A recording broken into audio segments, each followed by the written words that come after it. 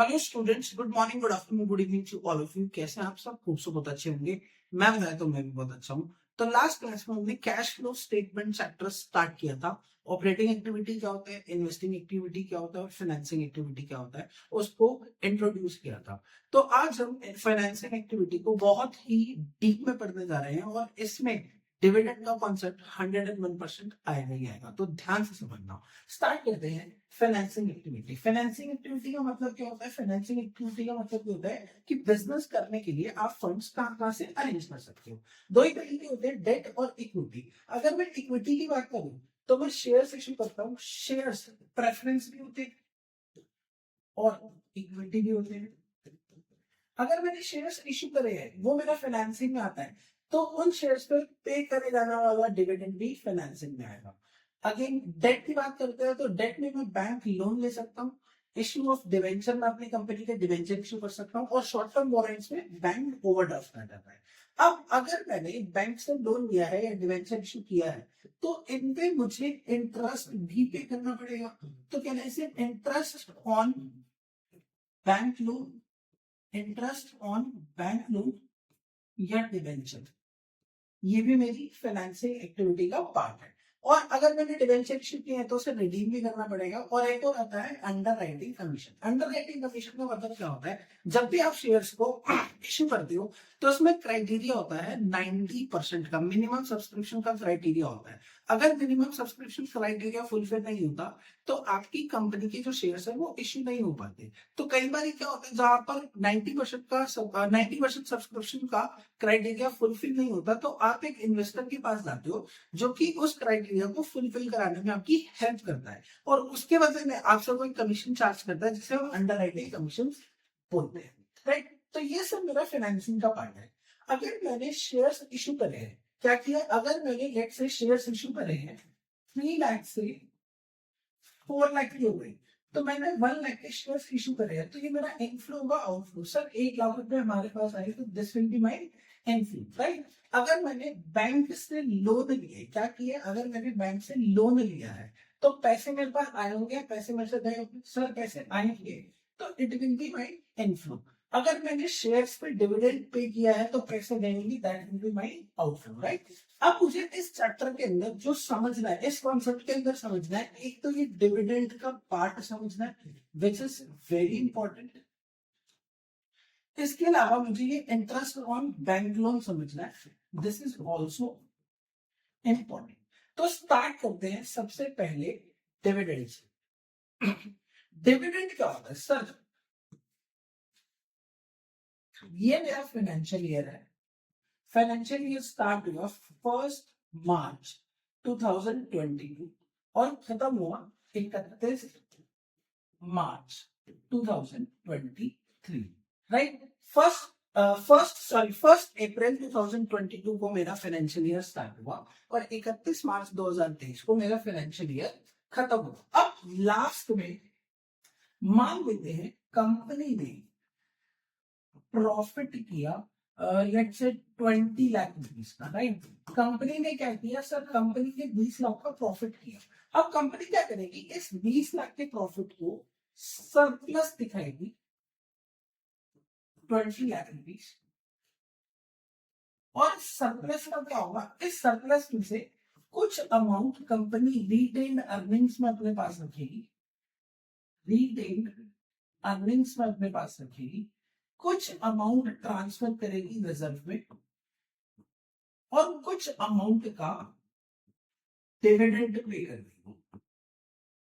हमें ये डिविडेंड पढ़ना है। राइट? अब मान लेते हैं कंपनी ने डिविडेंड पे करना। डिविडेंड ऐसे ही पे नहीं हो जाता हवा में। डिविडेंड के लिए, डिविडेंड पे करने के लिए पूरा का पूरा प्रोसीजर फॉलो करना पड़ता है और वो प्रोसीजर क्या है? जैसे ही 31 मार्च 2023 को प्रॉफिट होगा तो उस दिन एक मीटिंग बैठेगी, बोर्ड ऑफ डायरेक्टर्स। किसकी मीटिंग बैठेगी बेटा जी? बोर्ड ऑफ डायरेक्टर्स की मीटिंग बैठेगी और इस मीटिंग के अंदर ये प्रस्ताव रखा जाएगा। वर्ड पे ध्यान देना, मैंने क्या बोला, प्रस्ताव रखा जाएगा कि इस साल जो अर्निंग्स है वो बहुत बढ़िया हुई है तो हम डिविडेंड पे कर देते हैं 10 रुपए का पर शेयर पे। क्या रखा जाएगा? प्रस्ताव रखा जाएगा, प्रपोजल रखा जाएगा। तो जब भी ये प्रपोजल रखा जाएगा तो इसको मैं बोलूंगा प्रपोज्ड डिविडेंड। इसका मतलब क्या हुआ कि बोर्ड ऑफ डायरेक्टर्स ने एक प्रपोजल रखा कि इस साल शेयर होल्डर्स को डिविडेंड दिया जाएगा 10 रुपए का, राइट। अब अगर बोर्ड ऑफ डायरेक्टर्स ने ये प्रपोजल रखा है, बीओडी की मीटिंग में प्रपोजल रखा गया, तो कोई इस प्रपोजल को एक्सेप्ट करेगा या रिजेक्ट करेगा, राइट। अब ये जो प्रपोजल है, ये जो प्रपोजल है ये जाता है एजीएम के अंदर। कहा जाता है? एजीएम में। एजीएम क्या होता है सर? ये होता है एनुअल जनरल मीटिंग। और ये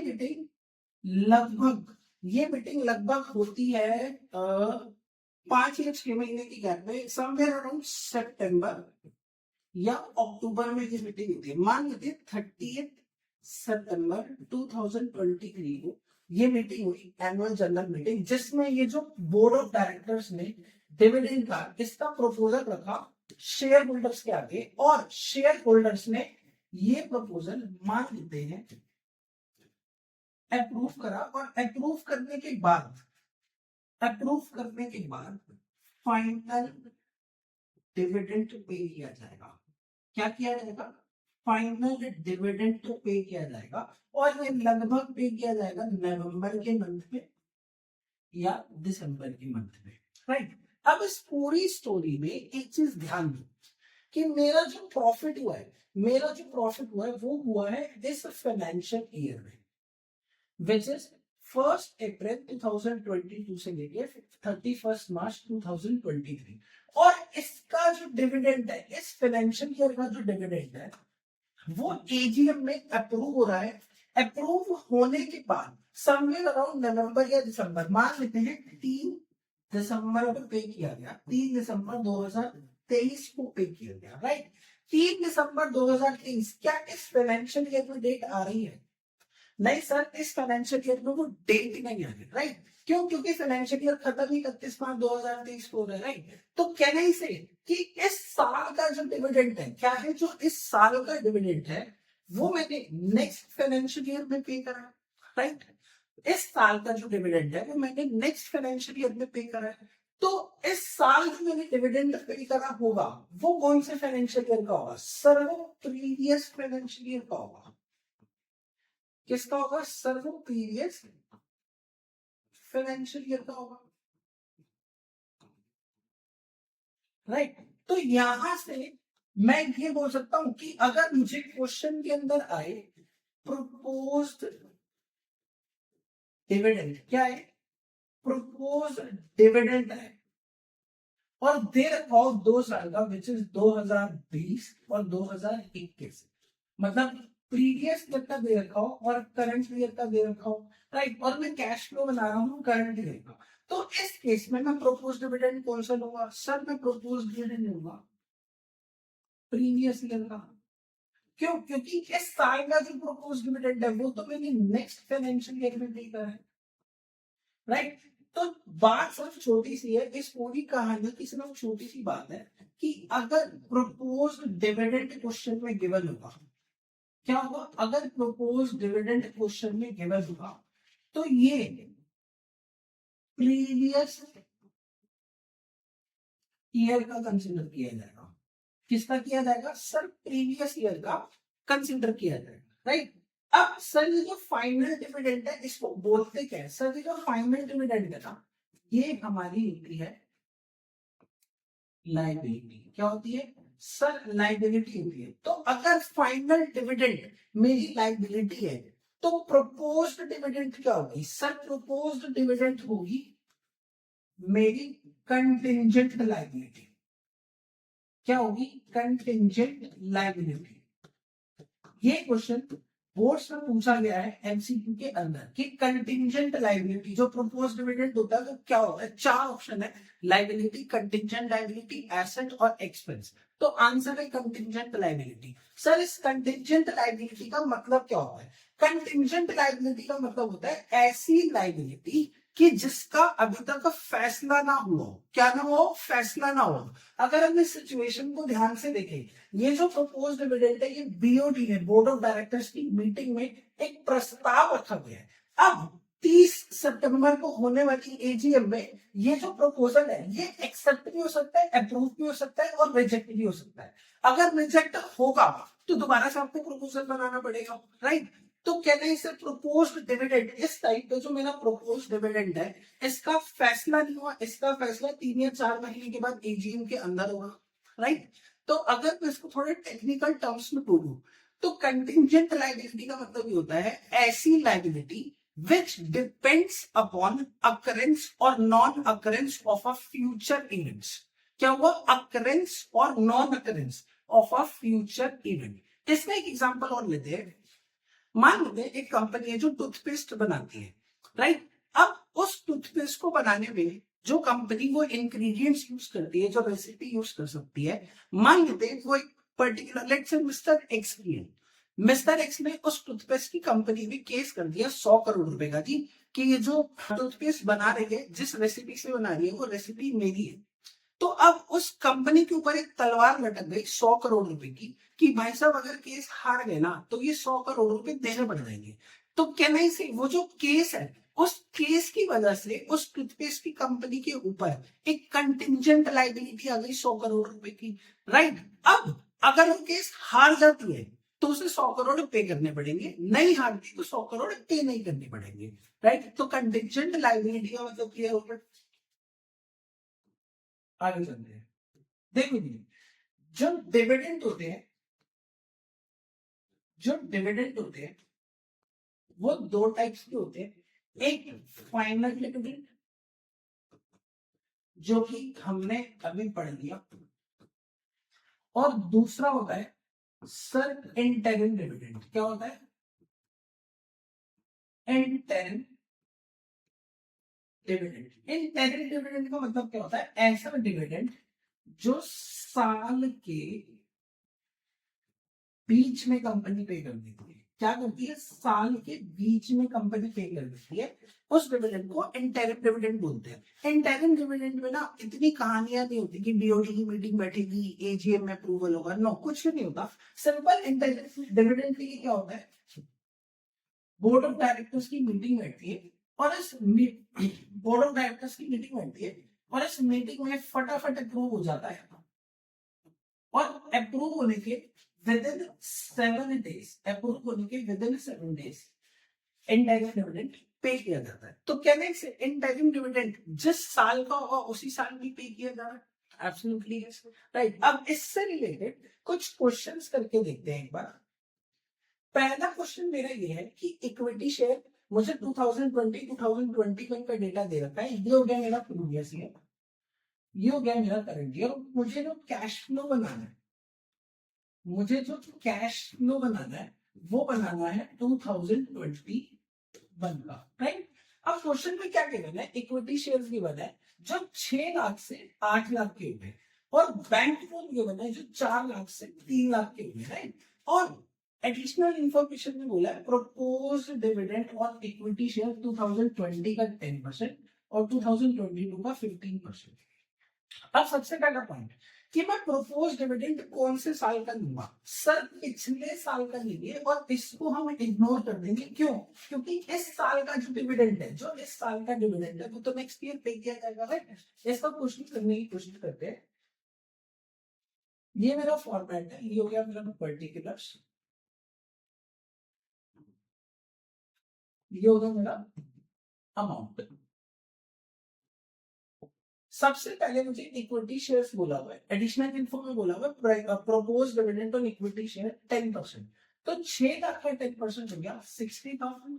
तो सबसे पहले मेरा यहां पर आ जाएगा प्रोपोज डिविडेंड, प्रोपोज डिविडेंड आ जाएगा 60,000। अब अगर मैं डिविडेंड पे कर रहा हूं तो ये मेरे लिए इनफ्लो है, आउटफ्लो है? सर ये हमारे लिए आउटफ्लो होगा, तो 60,000 मेरा आउटफ्लो हो गया, राइट? उसके बाद इक्विटी शेयर इशू हुआ 6 लाख से 8 लाख रुपए, तो कैन आई से 2 लाख रुपीस के इक्विटी शेयर इशू हुआ। तो यहाँ पे हम लिखेंगे proceeds proceeds from equity shares which comes out at 2 lakh, right. उसके बाद तो कह रहे हैं बैंक लोन 4 लाख से 3 लाख हो गया, तो कहना से हमने लोन रीपे कर दिया, और जब भी मैं लोन रीपे करूंगा,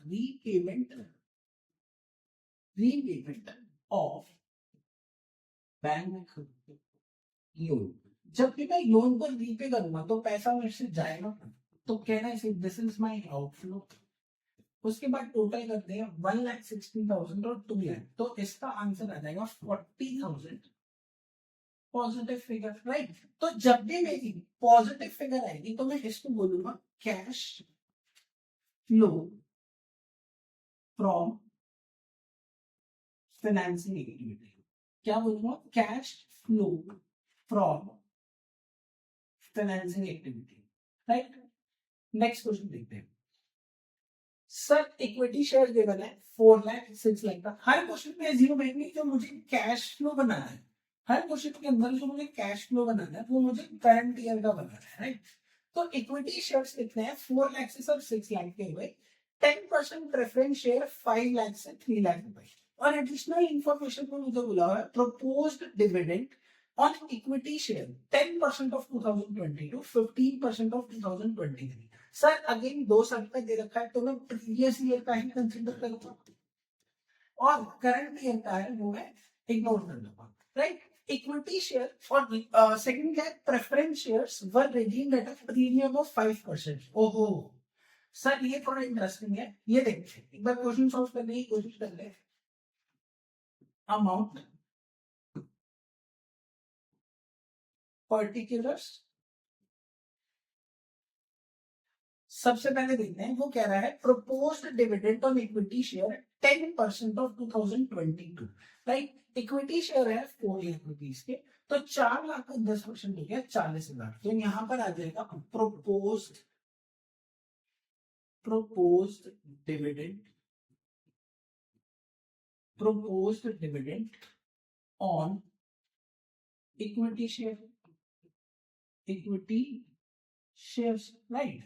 ये हो जाएगा 40,000। अच्छा एक चीज, शेयर्स 2 टाइप के होते हैं, इक्विटी शेयर्स और प्रेफरेंस शेयर्स। दोनों में डिफरेंस क्या होता है? डिफरेंस सिर्फ ये होता है कि प्रेफरेंस शेयर के पास 2 प्रेफरेंशियल राइट्स होते हैं, एक होता है राइट टू रिसीव डिविडेंड और right to receive capital in case of winding up. अब जो राइट टू रिसीव डिविडेंड का मतलब क्या है कि अगर डिविडेंड बटेगा, क्या बटेगा? डिविडेंड बटेगा तो सबसे पहले प्रेफरेंस शेयर को मिलेगा, राइट। यही मतलब होता है। अब क्वेश्चन के अंदर मुझे बोला है proposed dividend on equity shares, mention किया हुआ है इक्विटी शेयर्स, तो अगर इक्विटी शेयर्स को डिविडेंड मिल रहा है तो कहना है सर प्रेफरेंस शेयर्स को पहले ही मिल चुका होगा। सर क्वेश्चन ये होता है कि प्रेफरेंस शेयर्स को मिला कितना होगा? सर ये परसेंटेज गिवन है ना, तो ये परसेंटेज ही मिला होगा, तो 10% मिला होगा 5 लाख का, तो मुझे ये भी मेंशन करना पड़ेगा कि डिविडेंड ऑन प्रेफरेंस शेयर्स, मुझे प्रेफरेंस शेयर्स का भी डिविडेंड मेंशन करना पड़ेगा विच इज 10%। तो 5 लाख का 10% कितना हो गया सर? 50,000, करेक्ट। अब मुझे सेकंड पॉइंट बोला हुआ है प्रेफरेंस शेयर्स पर redeemed at a premium of 5%। Preference share जो रिडीम हुआ है वो 5% प्रीमियम पे हुआ है। तो सबसे पहले देखते हैं कि प्रेफरेंस शेयर रिडीम कितने के हुए, राइट। 5 लाख के प्रेफरेंस शेयर्स थे, अब 5 लाख से वो 3 लाख के हो गए, तो यहाँ पे अगर देखा जाए तो रिडेम्पशन 2 लाख का हुआ है। 2 लाख के सर प्रेफरेंस शेयर्स रिडीम हुए और देख 2 लाख के प्रेफरेंस शेयर्स रिडीम हुआ। अब वो ये कह रहा है कि जो 2 लाख के प्रेफरेंस शेयर रिडीम हुए हैं ना, ये 5% के प्रीमियम पे हुए। तो इसका मतलब ये हुआ कि आपने जो 2 लाख के प्रेफरेंस शेयर रिडीम करे हैं उसके लिए आपने 2 लाख प्लस 5% ऑफ 2 लाख दिए, राइट। तो 2 लाख का 5% कितना हुआ? 10,000। तो कहने से जब आपने प्रेफरेंस शेयर को रिडीम करा वो 2,10,000 पे रिडीम हुआ, तो रिडेम्पशन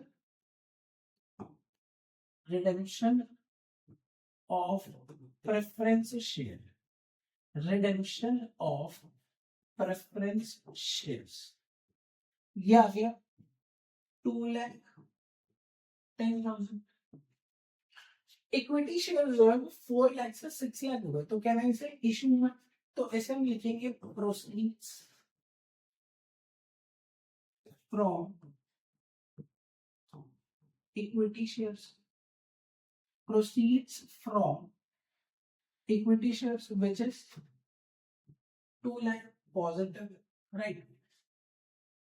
2 lakh positive figure है, 2,10,000, 2,50,000 which is 2,60,000 and 3 lakh, 3 lakh negative figure, 2 lakh positive figure, तो मेरा फाइनल आंसर आ गया 1 lakh नेगेटिव, राइट?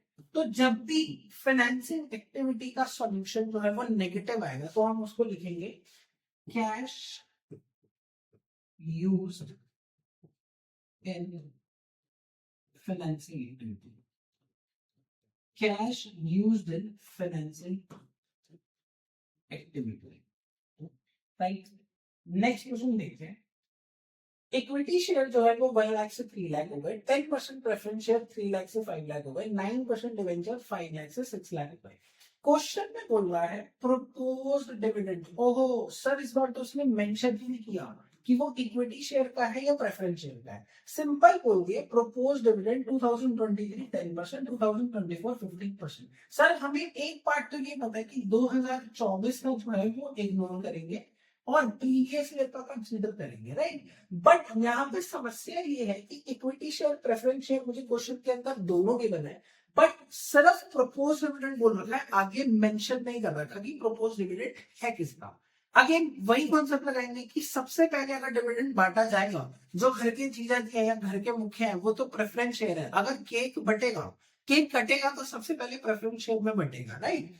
तो इस केस में अगर सिर्फ प्रोपोज्ड डिविडेंड लिखा हुआ है और आगे कुछ मेंशन भी है तो इट मींस वो प्रेफरेंस शेयर्स का है।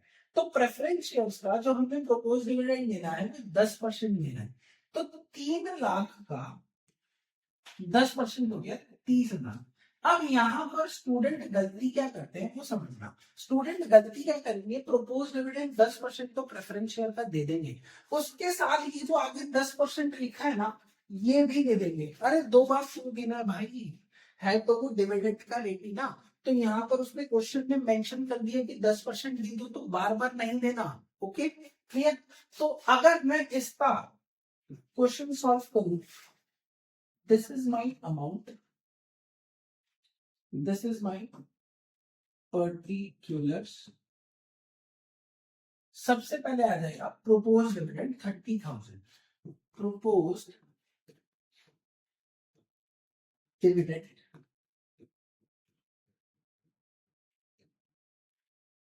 which comes out at 30,000, right? Second point देखते हैं, वो कह रहा है equity shares were issued as bonus share. Sir अब ये बोनस शेयर का मतलब क्या होता है? बोनस शेयर का मतलब समझाओ। देखो बोनस शेयर का मतलब एक छोटे से एग्जांपल से समझते हैं। जैसे फॉर एग्जांपल मैं कहीं जॉब करता हूँ तो हर साल दिवाली के टाइम पे मुझे 1 महीने की सैलरी एक्स्ट्रा मिलती है एज अ बोनस। क्या मिलता है? 1 महीने की सैलरी एक्स्ट्रा मिलती है एज अ बोनस। अब मेरे से आपसे ये क्वेश्चन है कि जिस कंपनी ने मुझे सैलरी 1 महीने की एक्स्ट्रा दिया है एज अ बोनस, क्या उसने उस बोनस के अगेंस्ट में मेरे से कुछ आउटपुट लिया है क्या? बच्चे कह रहे हैं सर कंपनी तो खून चूस लेती है। नहीं, थोड़ा प्रैक्टिकली बात करते हैं कि अगर उसने 1 महीने की सैलरी मुझे एक्स्ट्रा दी है एज अ बोनस, तो उस बोनस के बदले में क्या उसने आउटपुट ली है मेरे से? Absolutely not. तो कहना इसे कंपनी के पास उस बोनस के अगेंस्ट में कोई आउटपुट ही नहीं आया, कोई फ्लो ही नहीं आया। अब इसी एनालॉजी को डिबेंचर्स के अंदर, शेयर्स के अंदर अप्लाई करते हैं कि अगर किसी कंपनी ने अपने शेयर होल्डर को बोनस शेयर इशू किए, क्या किए हैं? Bonus share. बोनस मतलब एक के साथ एक मुफ्त, राइट? मुफ्त ही हो गया ना एक तरीके से। तो अगर कंपनी ने बोनस शेयर इशू करे तो उस बोनस शेयर के बदले में क्या शेयर होल्डर ने कोई पैसे दिए होंगे? Absolutely not. तो कहना इसे इस केस के अंदर पैसों का कुछ फ्लो ही नहीं हुआ। तो जब पैसों का फ्लो ही नहीं हुआ तो इस केस में कोई एंट्री ही नहीं होगी क्योंकि पैसिव ऑफ लो हुआ ही नहीं है, तो इसकी कोई एंट्री नहीं होगी। तो कहने से यहाँ पर जो इक्विटी शेयर्स लिखा है जो 1 लाख से 3 लाख हो गए, जो 2 लाख रुपए के शेयर इशू है वो बोनस शेयर इशू है, तो बोनस शेयर इशू है तो कोई एंट्री नहीं होगी, जस्ट बिकॉज कैश का कोई फ्लो ही नहीं है। प्रेफरेंस शेयर 3 लाख से 5 लाख हो गए, तो यहाँ पर आ जाएगा proceeds from preference share, proceeds from preference shares which comes out at 2 lakh. Next 9% debenture 5 lakh से 6 लाख हो गए, तो 1 लाख के डिवेंचर इश्यू करें, proceeds from debenture sir 1 lakh के डिवेंचर इशू करेंगे, this will be my input. अब इस डिवेंचर के आगे रेट लिखा हुआ है 9%, तो कहना है इसे इस डिवेंचर पे जो आपको इंटरेस्ट पे करना है वो 9% का करना है, करेक्ट। अब देखो साल के दौरान 1 लाख रुपए के डिवेंचर इशू हुए हैं, कितने के डिवेंचर इशू हुए हैं सर 1 लाख रुपीस के डिवेंचर इशू किए कंपनी ने। अगर ये मेंशन नहीं है कि डिवेंचर कौन सी डेट में इशू है, क्या बोला मैंने, अगर ये मेंशन नहीं है कि डिवेंचर कौन सी डेट में इशू है, तो मैं ये एज्यूम करूंगा कि जो डिवेंचर है वो 31 मार्च में इशू है, 31 मार्च 2024, राइट। और 31 मार्च 2024 को अगर 1 लाख का डिवेंचर इशू है तो उससे पहले मेरे पास 5 लाख के डिवेंचर थे, तो मुझे जो 9% इंटरेस्ट देना होगा, जो 9% इंटरेस्ट देना रहेगा वो सिर्फ 5 लाख पे रहेगा। तो कहने से यहाँ पे जो आएगा इंटरेस्ट ऑन डिवेंचर, क्या आएगा, इंटरेस्ट ऑन डिवेंचर, जो 9% आएगा वो 5 लाख पे आएगा, विच इज 45,000, राइट। इसके बाद सॉल्यूशन निकालते हैं, 2 lakh positive figure, 1 lakh positive figure which is 3 lakh, और 45 plus 30 40 50 60 70 75, 3 lakh minus 75 which comes out at 2,25,000। तो ये मेरा आ गया कैश फ्लो, क्योंकि पॉजिटिव है तो cash flow from financing activity.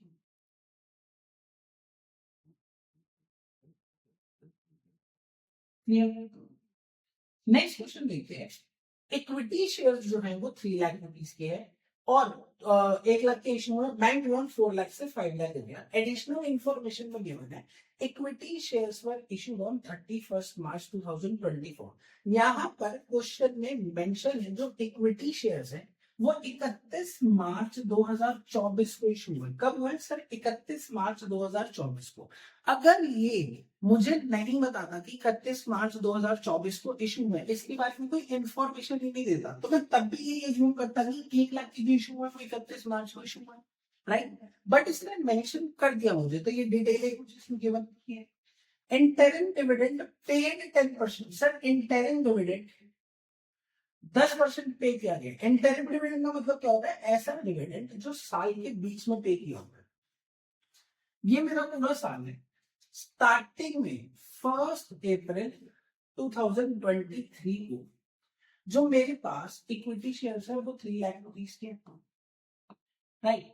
और 31 मार्च 2024 को 1 लाख के और इशू है, 31 मार्च 2024 को 1 लाख के और इशू, और मेरे पास 4 लाख के हुए, राइट। तो और क्वेश्चन में बोले कि 31 मार्च को इशू, तो कहने से 1 लाख के 31 मार्च को इशू है, 31 मार्च से पहले मेरे पास जो इक्विटी शेयर है वो 3 लाख रुपीस के हैं, तो कहना है इसे जो इंटरिम डिविडेंड पे हुआ होगा साल के बीच में कभी भी, वो इस 3 लाख पे किया होगा, राइट। बैंक लोन क्या है, बैंक लोन भी 31 मार्च को लिया गया है। अगर ये मुझे मेंशन नहीं करता कि 31 मार्च को नहीं लिया गया, तो मैं तब भी यही एज्यूम करता कि 31 मार्च को ही लोन लिया गया, राइट।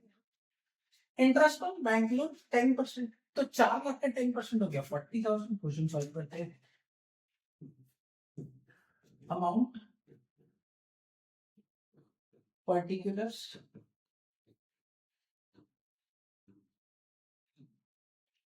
सबसे पहले interim dividend 10%, interim interim dividend 30,000।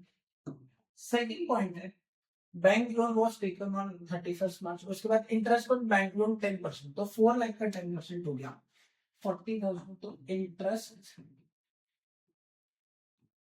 On bank loan which is 40,000। Yes, उसके बाद इक्विटी शेयर्स 3 लाख से 4 लाख हो गए, विच मीन्स 1 लाख के इशू हुए।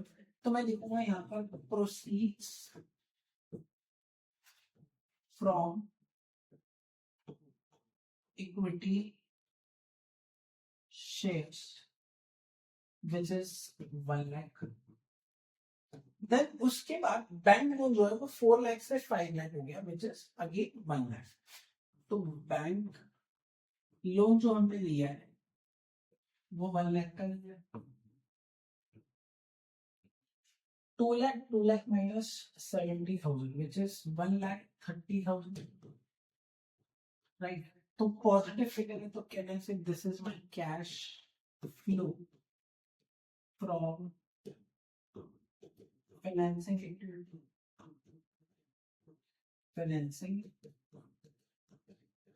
Activity, right? Financing activity cash flow from positive, positive है तो cash flow from financing activity, right? एक क्वेश्चन और करते हैं, वो कह रहा है इक्विटी शेयर्स 8 लाख से 10 लाख हुए, विच इज 2 लाख के इश्यू हुए। बैंक लोन 4 लाख 5 लाख का हो गया, तो 1 लाख का हमने बैंक लोन और ले लिया, राइट? एडिशनल इंफॉर्मेशन में वो कह रहा है इक्विटी शेयर्स जो है वो इश्यू हुए हैं 1 अगस्त को। देखो यहाँ पर उसने डेट दे दी कि 1 अगस्त को इश्यू हुए। अगर ये मुझे डेट नहीं देता, तो मैं ये जिक्र करता कि 31 मार्च को इश्यू हुआ, बट इसने डेट दे दी तो कहना ही सही कि ये जो मेरे 2 लाख रुपीस की इक्विटी शेयर इश्यू हुआ ये 1 अगस्त को हुआ, right? Interim dividend was paid on 30th September 2023। ध्यान से समझना, ये पॉइंट बहुत इंपॉर्टेंट है। सर ये मेरा फाइनेंशियल ईयर है, यहाँ पे 1 अप्रैल 2023 को मेरे पास जो इक्विटी शेयर थे वो थे 8 लाख रुपीस के, राइट? और ईयर एंड पे 31 मार्च 2024 को जो इक्विटी शेयर हुए वो हुए सर 10 लाख रुपीस के, राइट? अब 1 अगस्त मान लेते 1 अगस्त भाई समवेयर अराउंड हियर 1 अगस्त 2023 को 2 लाख के इक्विटी शेयर जो 8 लाख से 10 लाख बैलेंस दिख रहा है, 2 लाख का जो बैलेंस है वो जो 2 लाख के इक्विटी शेयर है वो इस डेट पे इशू हुआ है 2 लाख रुपीस की, राइट?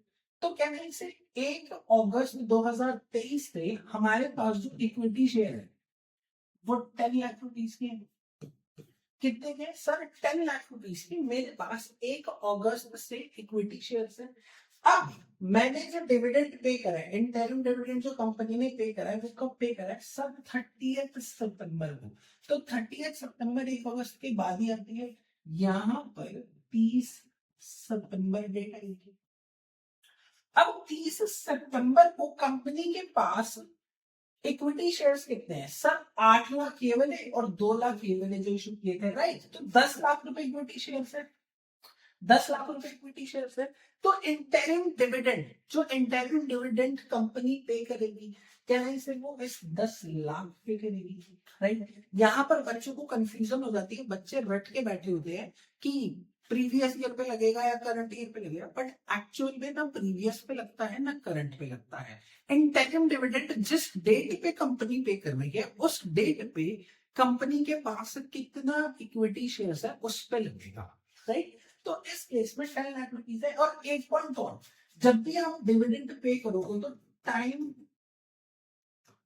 पीरियड को इग्नोर करोगे। क्या करोगे सर? टाइम पीरियड को इग्नोर करोगे। इग्नोर करने का मतलब क्या है कि अगर आप 30 सितंबर को 10 लाख पे 10% इंटरिम डिविडेंड पे कर रहे हो, यहाँ पर रेट लिख देते हैं, रेट लिखा नहीं, 10% है, राइट? तो अगर आप 10% पे कर रहे हो तो आप पूरे साल का ही पे करोगे, इररिस्पेक्टिव ऑफ दिस डेट को भी, जिस डेट को भी पे कर रहे हो, राइट। इसमें आप मंथ्स कैलकुलेट नहीं करोगे, टाइम पीरियड आप इग्नोर करोगे। तो इस केस में 10 लाख के 10% हुआ 1 लाख। क्वेश्चन करते हैं, interim dividend on equity shares, interim dividend on equity shares क्या मैंने सही की हो गया 1 लाख रुपीस, राइट। अब सेकंड थर्ड पॉइंट देखते हैं, bank loan was taken on 30th September. Sir ये जो 4 लाख से 5 लाख हो गया ना बैंक लोन, जो 1 लाख का लोन लिया वो लिया है 30th सितंबर को, और इंटरेस्ट जो पे करा है वो 10% पे करा है। देखो ये मेरा फाइनेंशियल ईयर है, और स्टार्टिंग में 1 अप्रैल 2023 और 31 मार्च 2024 यहाँ पे मेरे पास बैंक लोन था 4 लाख रुपीस का, और यहाँ पे मेरे पास जो बैंक लोन था 5 लाख रुपीस का, राइट। अब ये जो 1 लाख का मैंने लोन और लिया है वो मुझे क्वेश्चन में बता दिया गया कि 30 सितंबर को लिया गया है, यहाँ पर लिया गया है विच इज 30 सितंबर। यहाँ पे हमने 1 लाख रुपीस का लोन और लिया है, राइट। अब इसका जो रेलेवेंट है वो कहाँ आएगा, जब हम बैंक लोन पे इंटरेस्ट पे करेंगे। इंटरेस्ट पे करना है 10%, तो कहना है 10% पहले मुझे 1 अप्रैल से क्योंकि मेरे पास 4 लाख का लोन है, तो 1 अप्रैल से 30 सितंबर तक का जो इंटरेस्ट पे करना पड़ेगा वो 4 लाख पे करना पड़ेगा, राइट। और उसके बाद 30 सितंबर से 30 सितंबर से 30 सितंबर से 31 मार्च तक जो मुझे लोन पे करना है वो 5 लाख पे करना है, राइट। 4 लाख का 10% फॉर 6 years प्लस 5 लाख का 10% for next 6 months, sorry not year, right. तो 4 लाख का 10% हो गया 40,000, 6 months के लिए 20,000, तो 20,000 इस टाइम पीरियड का, प्लस 5 लाख का 10% 50,000, 6 months के लिए 25,000। तो कहने से टोटल इंटरेस्ट जो आया वो 45,000 का आ गया, राइट। तो कहने से यहाँ पर interest on bank loan, interest on bank loan जो आएगा वो 45,000 पे आएगा, एब्सोल्युटली करेक्ट। अब इक्विटी शेयर इशू हुए हैं 2 लाख के, तो मुझे ये मेंशन करना पड़ेगा,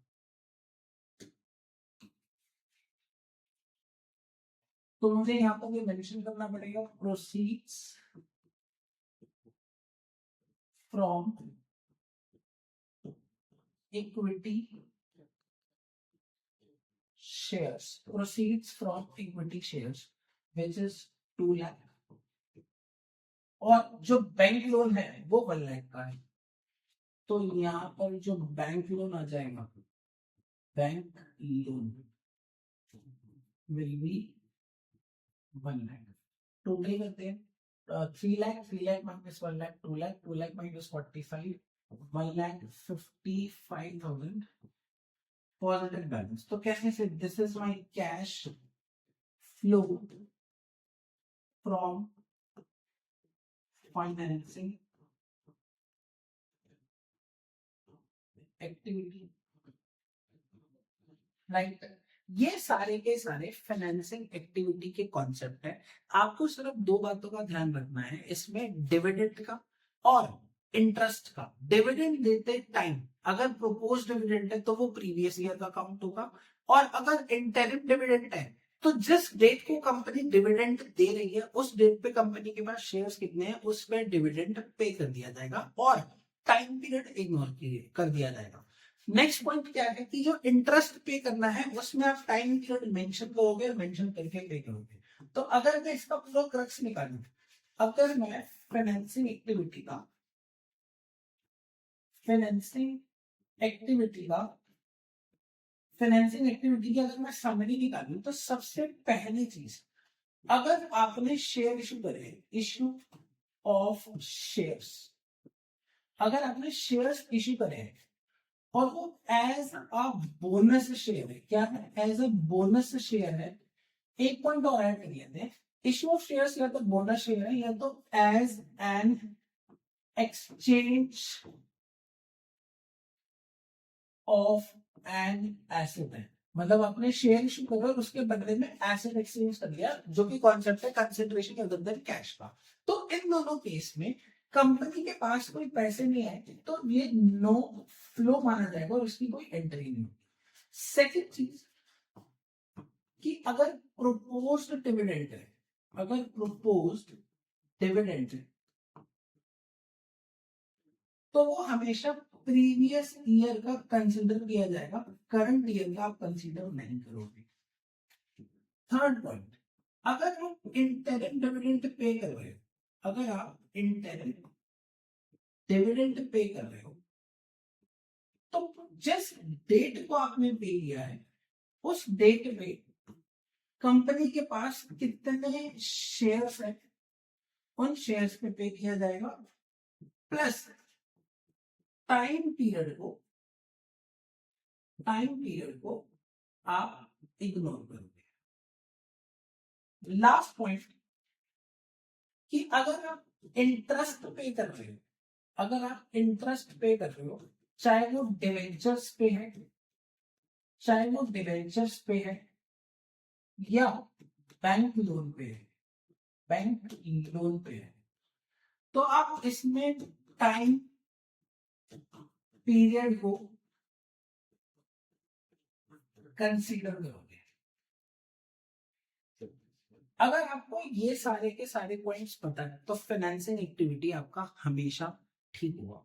नेक्स्ट क्लास में हम फाइनेंसिंग एक्टिविटी के 2-3 क्वेश्चन सॉल्व करेंगे जो कि हमारी टीएस गरेवाल से रिलेटेड है। सारे के सारे कॉन्सेप्ट इस वीडियो में हमने कवर कर लिए हैं। इस वीडियो को ध्यान से देखना और पूरा देखना।